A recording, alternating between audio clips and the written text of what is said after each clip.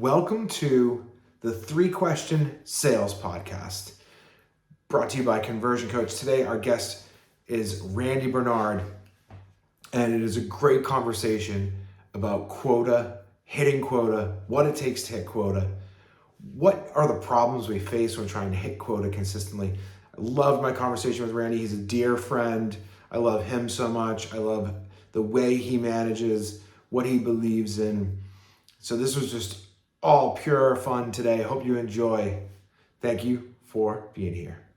Randy B, how are you, my friend? Jason D. I am good, man. I'm good. Nice guitars. Thank you. Thank you very much. Nice Hawaiian. It's a Hawaiian shirt Friday? I'm going on vacation tomorrow. It is, April vacation. I'm leaving the country. And so this is me getting ahead of it. Yeah. I love it. I love it. Well, we're extremely excited to have you on Conversion Coach's 3-Question podcast, everybody. Randy Bernard, a dear friend of mine and very accomplished sales leader. Randy, can you please just introduce yourself, what you do, and what your current role is? Yeah, thanks for having me, Jay. Good to see you. So I run sales teams, been doing that for a long time. I've had all those roles, SDR, AE, and sales manager and director, but for the more recent time, I've been running sales teams. I currently run the global sales team at a company called Apti, which is short version. We all use technology like Conversion Coach or Salesforce or Oracle or Workday.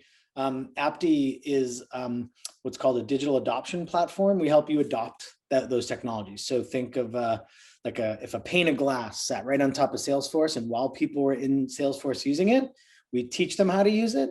That's what Apti does. It just teaches people how to use the technologies they have made available to them while they're doing their job. Yeah, little pop-ups and on-screen guidance and stuff like that. Yeah. And Apti has won a lot of awards and just getting a lot of recognition for being like best in digital adoption.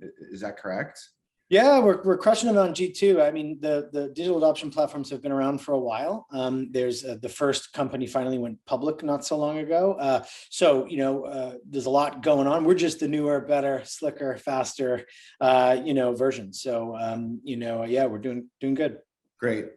Yeah, I think all SaaS companies that are having issues with adoption should check out Apti and set up some time. Thanks. So Randy, when I think of you, before we get into the 3 questions, which I'm super excited about, I think of, a turnaround specialist, somebody who has made a little bit of a name and a career out of coming into a company, assessing people, process, technology, and really seeing the path that is clear and being able to hit that running and go really fast.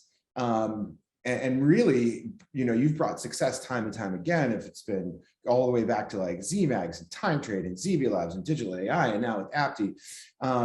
But do I have you branded correctly? What are your thoughts? Yeah. That sounds right. We, like anything, career is a progression. So I started in a lot of startups, building those teams from scratch, 0 to 2 million, 0 to 5 million. And then you're right, more recently coming into a company and trying to fix it or pump some life back into it after it's flattened out a little bit. That's fun, well, they're both different, right? When you build a sales organization from scratch, the whole GDM, business unit, you got to ask yourself, do you want to build everything from scratch, or do you want to go in and unwind a bunch of bad habits? They both have their pros and cons. Sometimes if there's a machine already running, you would think that sounds good, but if there's a lot of ingrained habits, especially bad ones, that can be really tough to undo, but sometimes, so again, it's 6 of one, half dozen the other, but yeah, that's exactly right. And it's never the same, right? I don't think there's any one, model, right? I mean, there's similar, right? You do it enough, you learn, what works, what doesn't work, what to stay away from, what the pitfalls are. But sure, any company you go into, you have to watch for a little while and see who those, bad apples are, or what technologies are, missing, or of course, to your point, what processes are either broken, non-existent, or need to be fixed. Yeah. And I think that's fun. It's kind of you ever see those people that can, look at a Rubik's Cube, right? And then they start a timer and they pick it up and they just do that. That's kind of what I like to do with sales, is look at a sales team or a sales floor or an organization and kind of glance at it for a while and then kind of like mix it up a little bit and get it looking pretty. Yeah. I saw somebody pick up a Rubik's Cube with one hand, and he was a Rubik's cuber, and he was doing this, and then in his other hand he was juggling a couple of other Rubik's cubes, and he's just solving it. And I'm like, really? Like, that's unfortunately, I'm the guy who I snap the corner of the Rubik's Cube off and I break it and I dismantle the whole thing in pieces. And then I put it back together with all the right colors and the right sides. I'm the one who doesn't even bother picking it up. Nice. So when I think of you, Bud, what I think of is also what is most impressive to me is how you've always managed to just crush quota. And, I know you really well, so I understand what makes you tick. And I love that about you, but it's pretty astonishing, right? Like, you've never missed, you always hit, your team's always hit. And it's a pretty impressive track record, which is why I wanted to have you on here today to talk about quota attainment. And your experience is just so relative, and you're perfect to discuss this. And so let's start with our 3 questions. Question number 1. Can I, before we get into it, for the record, missed? You're going to talk about a time you've missed? I've missed. I mean, come on, like, thank you for that. But, I wouldn't want to mislead. I mean, there are misses. I've been fortunate. Thank you, Jay. I've got a really wonderful batting average, and I appreciate you pointing that out. I can remember one company I was at where 24 quarters in a row for 6 years, we hit our number and never missed once, and I've had a lot of stints like that, but there are some misses along the way for everybody. So, yeah, we all have soft quotas. We go through patches where we get the quotas that are soft. So, we get it. So, all right. Question number 1. This is a pretty astonishing statistic for those who may not know it, but 80% of salespeople miss their forecasts, actually by more than 10%. Why do 80% of salespeople miss their forecast? I'm going to get to that answer in a second. Let me unpack something that I think could be the root of the problem that people listening to this podcast need to hear, especially if you're a sales manager. I'll give you an astonishing stat. Did you know that every company overassigns quota? And did you know that some of them overassign quota egregiously, and that's sometimes the root of this problem? So I'll give you a statistic, and a statistic is that about 22% of companies expect their team, like they bank on their team being over 90% of quota. That's risky, okay? You better really understand what you're doing. I don't think startups can take that route. Maybe a more well-established company can really have that small of a margin. The biggest group of companies, 44, almost 50% of companies out there, they expect their team to get to about 80 or 90%. So that, and this is important, right? There's nothing wrong with a little bit of quota overassignment. You want everybody to hit 100%, right? But you've got a budget for where you really think they're going to land. And that's how you know who to hire and how much to invest and how much to borrow or all that stuff. But did you know that there's a massive amount of companies that overassign quota to the point of 30%, 40%, 50%. And so, I think that's sometimes the root of the problem. You've got to ask yourself, do you have enough historical data to have, put out a fair shot, right? To giving people a fair shot at hitting their number and being there with them. Some of these companies that overassign quota to the tune of 30, 40, 50%. Does that sound like a partnership? Does that sound fair? Does it like the company only needs us to get to 50%, but they want to hold everybody to a number of 100? So that's what I would say first is, if your audience is salespeople, or your audience is sales managers, let's just make sure that everybody's got a fair shot. And I don't mean a gimme. Right. I think, quotas should be set to where people could hit them, maybe 80% of the time. Right. Sorry, let me just rephrase that. I think goal setting, which is effectively quota setting, should be in one that's attainable, right? Maybe 80% of the time, it's a stretch goal. If you hit it, you're really proud. It shouldn't be easy, but it shouldn't be impossible. So now let me answer your question. you asked, why do 80% of salespeople miss their forecast? Assuming the quota is right, I think, Jay, that 80% of the time, or why do 80% of people miss? I think it's because they have happy ears, right? I think, we've heard this term, but let me say it in a different way. I think most of us that are in sales are intrinsically like positive, right? But I would encourage your listeners to be intrinsically negative when they are looking at their deals for the quarter and when they're forecasting. That would be my advice. I think 80% of people want to please. 80% of us are positive. We look for all the signs why a deal might happen, and that's the answer to your question. So what I try to teach guys is when, do that, right? Be positive, right? Go through the deal cycle and be positive and all that. But when you actually go to forecast, be as negative as you possibly can. Think of all the reasons why this won't happen. Who can say no? Is there a compelling event? And I don't mean our compelling event. It's the end of the quarter, we're going to discount. I mean, the buyer, did they have a compelling event, right? And we could talk a lot about this, but that's what I would encourage salespeople to do, to not be part of that statistic where they're missing their forecast all the time. I think they just have happy ears. They're looking for all the positives, and I'd recommend they look for all the reasons why the deal won't happen. That's where you can start getting really good and be some of the elite, which are some people out there are able to forecast within a 5% margin of error. And that's because you're finding all of the reasons why the deal won't happen, and then you're solving for them, getting ahead of them. Yeah. Yeah.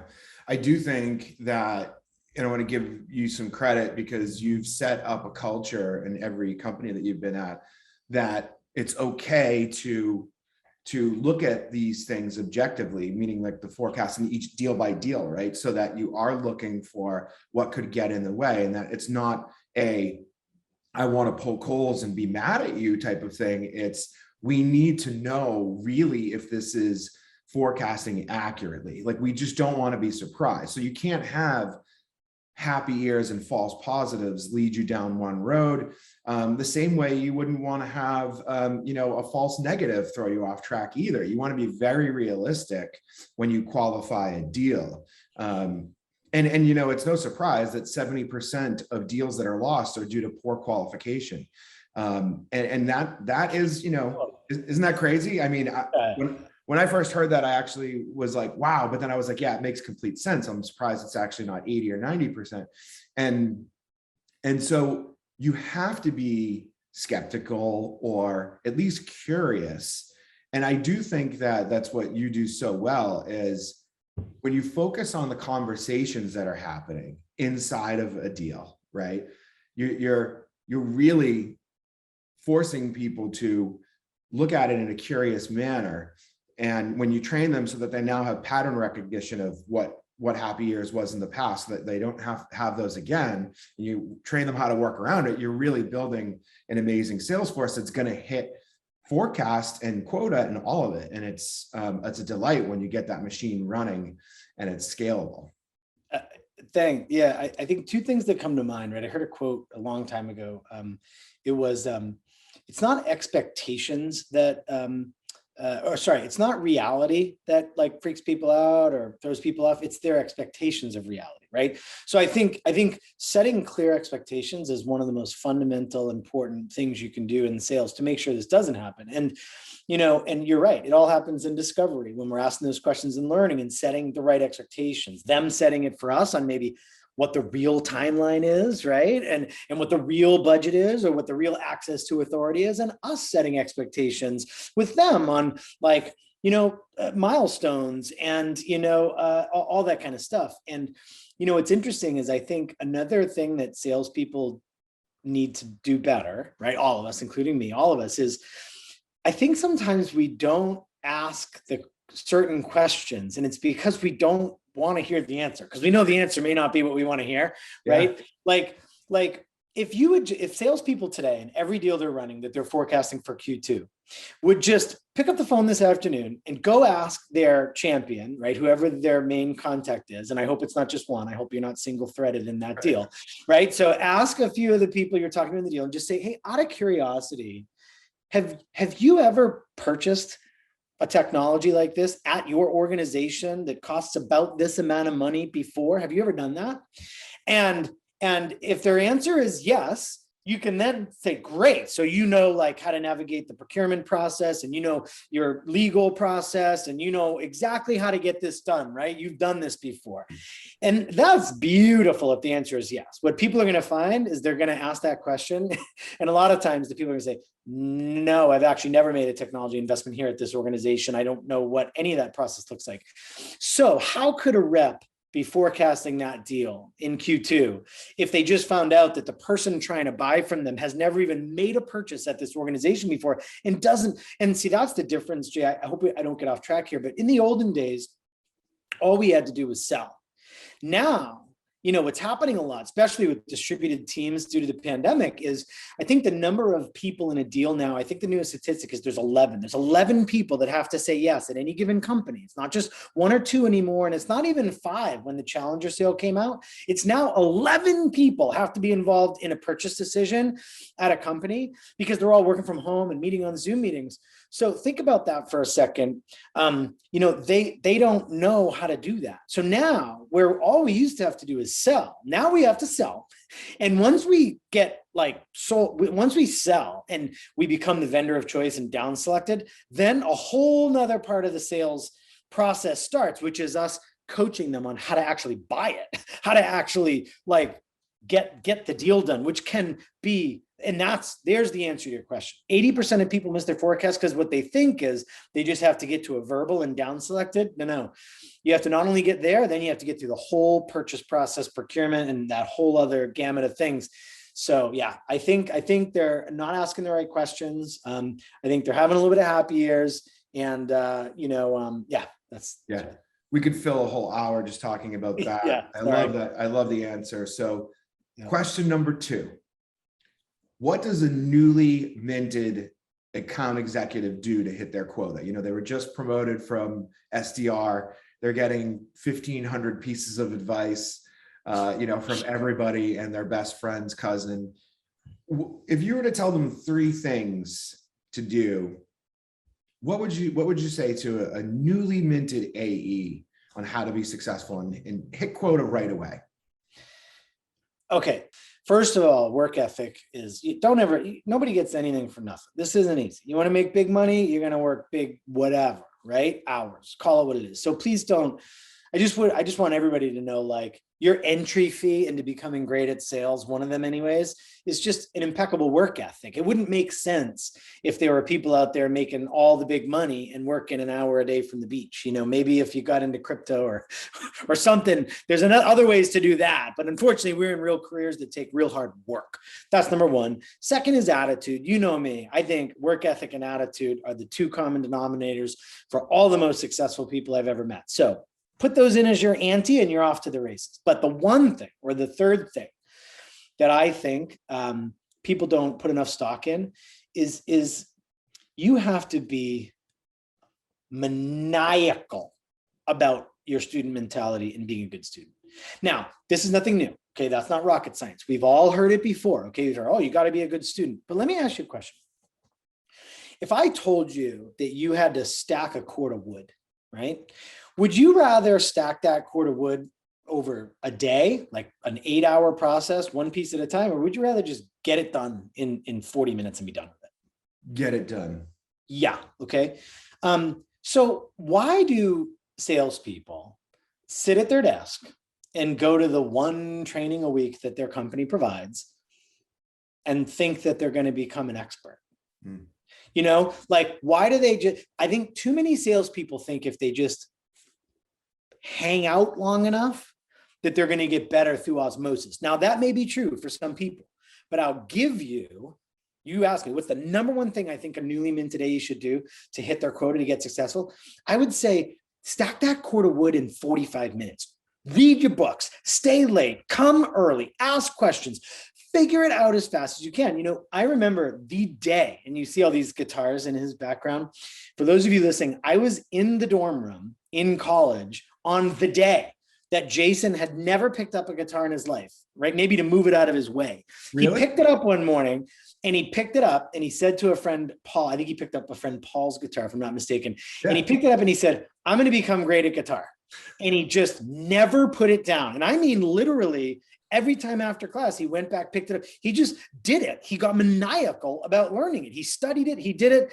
And then it became second nature. So I hope I'm getting clear. Don't just have a good student mentality like when you're in the class, like become maniacal about figuring out sales. And I'll tell you, you'll get there exponentially faster because it's all just learned, right? What to say, how to say it, what questions to ask, how to overturn this objection, how to overturn that objection, what to do when you get this stage of the sales, when to walk away. It's all just learning. So those of you that actually want to do that, make the big bucks and crush your quota, just go learn, hurry up. And don't wait for your organization or your manager to teach you all that because they won't. You have to be part of your own rescue, right? You have to, study, ask questions, read books, go on LinkedIn. There's no excuses. There is more free content and available stuff than there's ever been in the history of time. And I'll ask you this, if you're a salesperson, are you taking advantage of that? Because if not, you're just waiting around. Yeah. So I would say be a good student. I love that, after all these years, like you and I owned a company together in 2006 and 2007, and we, I downloaded so much from you in those 2 years. And to this day, I mean, I still on a daily basis, when I give advice about hiring, I say, look, I have 3 things: work ethic, attitude, and student mentality. If you're missing one of those, you cannot work on my team, right? I am so blown away, but also just delighted to hear that was your third. I didn't know what you were going to say, and I'm so delighted. I can't even tell you. I'm over the moon about it, because that curiosity, that true, genuine curiosity is, I think, the absolute thing. And it's, similar to student mentality, but if you're just genuinely curious about your craft, right? Like, part of the reason why I was obsessed with guitar and almost flunked out of college because of it was my curiosity is like, how do you do this? Right. How does somebody do that? What are the steps? You are so right. Student mentality, curiosity, they're synonymous, right? I'll say it slightly differently. I heard this quote and I've never forgotten it. Turn your frustration into fascination. That's what salespeople need to do, right? Because, when you sit around, right, and you're frustrated with why people are saying no or not picking up the phone, or you're not closing the deal at the last mile, or whatever it is, it's easy to get frustrated. We all get frustrated, but just put on a different set of glasses and say, okay, instead of getting frustrated, I'm going to get fascinated for just a moment with why, they're never picking up the phone. You may find that you're just calling at the wrong time of day, right? Why are they never responding to your email?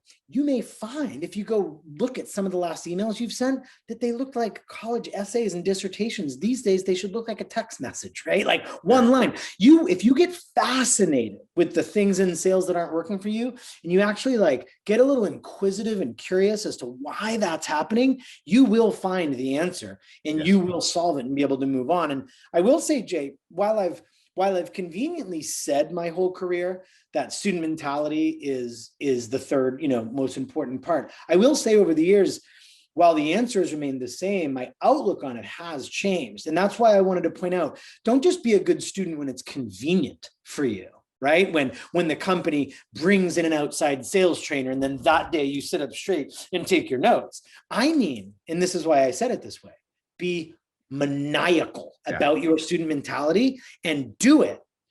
Stack that wood in 45 minutes instead of 6 hours, race to the answers, race to perfection in sales, and you'll get promoted from an SDR to an AE faster than anybody. You'll be promoted from an AE to a senior AE or whatever the next step is faster than anybody, because it's just like you're ready to move on. You've learned. It's just like, imagine if in school, imagine if we could, well, actually there are people that do it. You ever see that weird interview with the 14-year-old that's already graduated from college, right?